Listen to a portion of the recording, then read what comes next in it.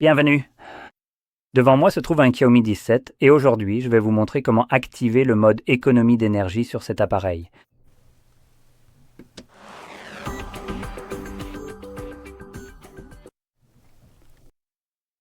Pour commencer, vous devrez faire glisser votre doigt vers le bas depuis le coin supérieur droit de votre écran, comme ceci.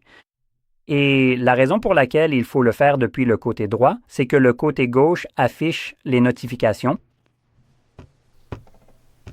Voilà. Maintenant, ici, vous pouvez déjà voir que j'ai des étiquettes dessus. Par défaut, en fait, vous ne verrez pas d'étiquette pour ces raccourcis. Donc, en cherchant le mode économie d'énergie, vous devrez repérer une icône comme celle-ci, une batterie avec un plus à l'intérieur. Maintenant, si vous ne la voyez pas, vous pouvez l'ajouter en faisant défiler tout en bas et vous verrez modifier juste ici. Donc, on va cliquer dessus. Et si vous voulez ajouter ces étiquettes, comme moi, vous pouvez cocher la case juste ici pour laquelle il faudra faire glisser vers le haut. Une fois que vous l'avez coché, ces étiquettes resteront affichées. Ces étiquettes sont également visibles dans le mode d'édition dans lequel nous sommes actuellement. Maintenant, en faisant défiler vers le bas, vous pourrez trouver tous les interrupteurs que vous pouvez ajouter en plus de cette liste.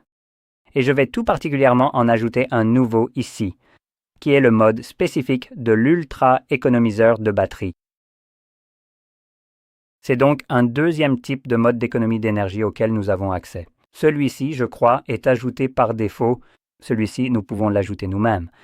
Cliquons sur la coche juste ici pour enregistrer cela et je vais commencer avec le mode d'économie d'énergie normal. Donc pour commencer, on peut soit le maintenir appuyé, soit appuyer dessus. Lorsque vous le maintenez appuyé, cela vous amène en fait aux paramètres. Donc je veux jeter un coup d'œil rapidement. Donc lorsque l'économiseur de batterie est activé, l'écran ne s'allume pas pour les notifications, c'est activé. L'affichage permanent sera toujours désactivé lorsque la charge atteint 50%. Donc, lorsque votre batterie est chargée à moitié, cela le désactivera automatiquement. Et l'heure programmée, cela l'activera automatiquement, que vous pouvez configurer juste ici. Donc, heure de début et de fin. Maintenant, l'autre juste ici, celui qui se répète encore une fois à 50% quand il s'éteint, c'est pour l'ultra-économiseur de batterie. Bref, fermons ça. Trouvons-le et on va simplement appuyer dessus et vous pouvez voir que ça change. Enfin, en fait, pas tout de suite, mais ici. Tu ne vois pas que la couleur de la batterie change pour indiquer que le mode est activé en ce moment?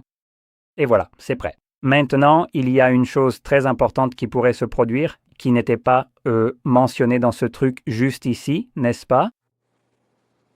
Oui, je ne le vois pas ici, mais il est très probablement utilisé ici, c'est-à-dire la déconnexion du Wi-Fi et des données mobiles lorsque vous arrêtez d'utiliser votre appareil pendant un certain temps, comme 5 ou 10 minutes.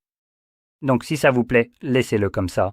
Après la période considérée comme nécessaire pour passer en mode veille, il se déconnectera du Wi-Fi et des données mobiles, et donc toute application nécessitant une connexion Internet ne pourra évidemment pas se connecter à Internet pour vérifier si elle a manqué des messages que quelqu'un aurait pu vous envoyer. Et évidemment, pour certaines personnes, il peut être important que les messages que quelqu'un leur a envoyés leur soient bien remis à temps. Et évidemment, le mode économie d'énergie ne ferait pas vraiment cela. Maintenant, il y a deux options pour cela. Soit il va se reconnecter au réseau de temps en temps pour vérifier s'il manque des notifications, et ensuite vous les livrez en bloc. Soit il ne va tout simplement pas le faire du tout jusqu'à ce que vous fassiez ceci, que vous réveilliez l'appareil et qu'il se reconnecte automatiquement pour vérifier s'il manque quelque chose, puis vous le livre. Donc, de toute façon, c'est le mode économie d'énergie normale, et une fois que vous en avez fini, vous pouvez simplement appuyer à nouveau sur le bouton pour le désactiver ou simplement charger votre appareil jusqu'à 50%. Maintenant, l'autre option, c'est l'ultra-économiseur de batterie.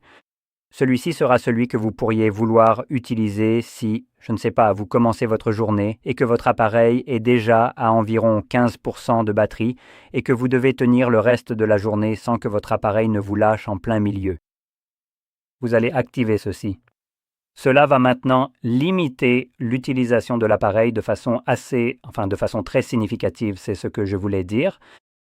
Mais évidemment, cela va essayer d'étendre la durée de vie de la batterie autant que possible. Et comme vous pouvez le voir, par défaut, il essaie de privilégier uniquement les applications par défaut comme les messages, vos contacts et le composeur téléphonique.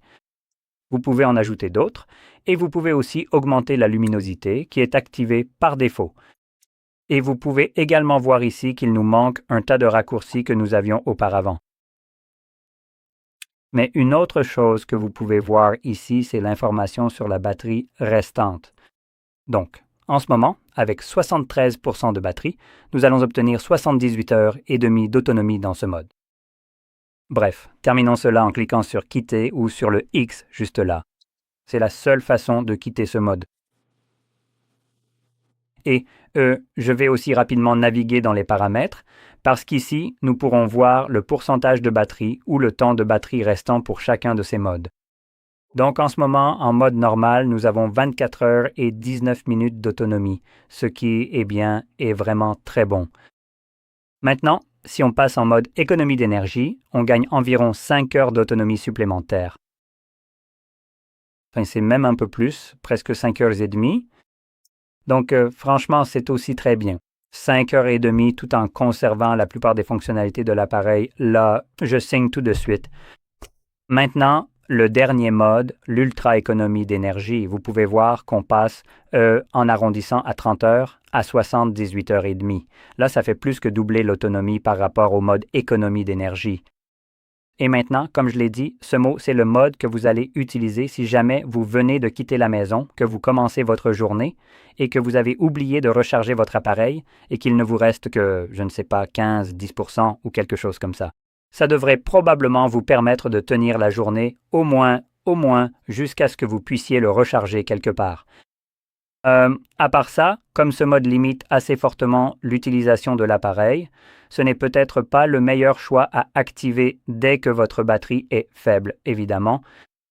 Donc c'est une option que vous pouvez utiliser, mais ce n'est pas nécessaire. Et quel que soit le temps supplémentaire que le mode économie de batterie classique vous offrirait, l'ultra-économie de batterie, en gros, double, voire plus que double ce temps. Donc, c'est bon à garder en tête au cas où vous auriez un jour besoin de l'utiliser. Et je tiens à féliciter Xiaomi. Ce mode ici, l'économie de batterie et l'ultra-économie de batterie, c'est exactement ce à quoi je m'attends quand je vois un mode ultra censé économiser un maximum de batterie. Là, je pointe directement du doigt OnePlus, Oppo, Vivo et Realme.